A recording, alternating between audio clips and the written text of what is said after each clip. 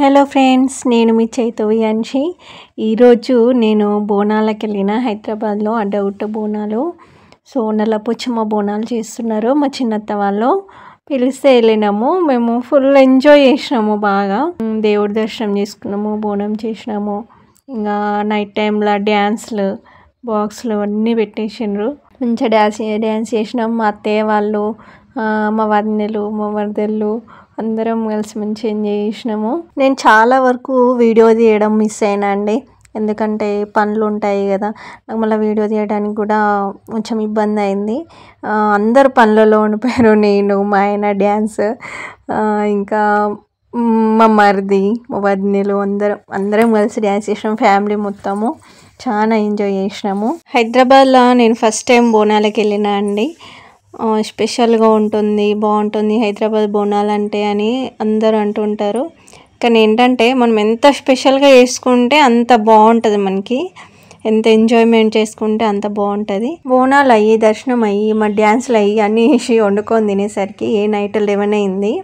Night 11 నుంచి మళ్ళీ start అయింది. డీజే బాక్సులు, అమ్మవారు ఊరేగింపు అయింది. అమ్మవారి వేషధారణ, శివుడు, పార్వతి, అమ్మవారు, ఇంకేంటి విగ్రహాలు వచ్చినాయి. అమ్మవారి విగ్రహం వచ్చింది ఒకటి, మళ్ళీ హనుమాన్ విగ్రహము, అమ్మవారి ఊరేగింపు చాలా బాగా జరిగింది. అందరు ఒక్కొక్కరు ఒక్కొక్క విధంగా ఎంజాయ్ చేస్తున్నారు. చాలా బాగా ఎంజాయ్ చేశారు అందరూ. మొత్తం అందరూ చాలా వరకు మొత్తం యూతే ఉన్నారు. అసలు గల్లీకి ఒక 100 మంది ఉంటారేమో అట్లా ఉన్నారు ఇక్కడ మొత్తము. కానీ చాలా బాగా అనిపించింది.